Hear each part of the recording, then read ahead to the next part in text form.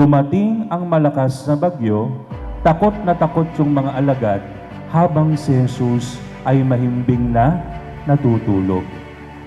Ginising nila ang Panginoon at sinabi, Panginoon, lulubog na tayo. At sinabi po ng ating Panginoon, bakit kayo natatakot? Wala ba kayong pananalig?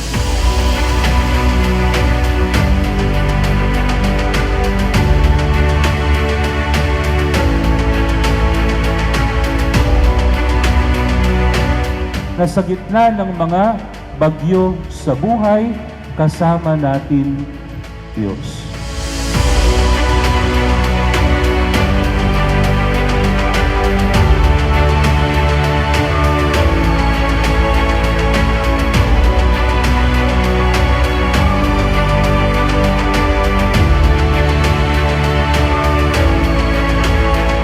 Tanggapin ninyong lahat ito at inumin.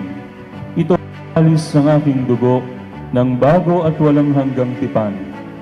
Ang aking dugo na ibubuhos para sa inyo at para sa lahat sa ikapagpapatawad ng mga kasalanan. Gawin ninyo ito sa pag-alala sa akin.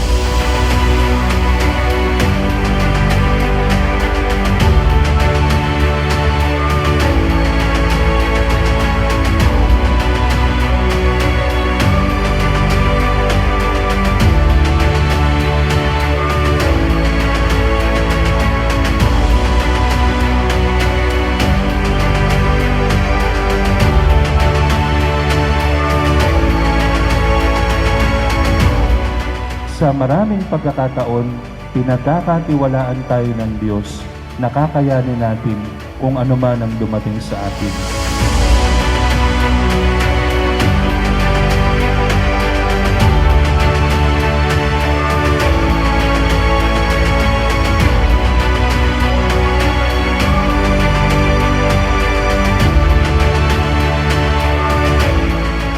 Yung pagtitiwala na yan ang dapat nating palalimin.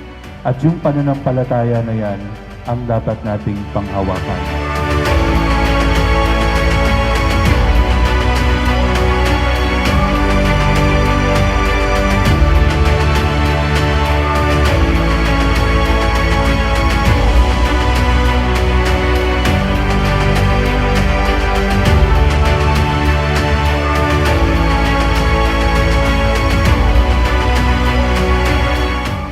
Sa ngalan ng Ama, ng Anak, at ng Espiritu Santo. Amen.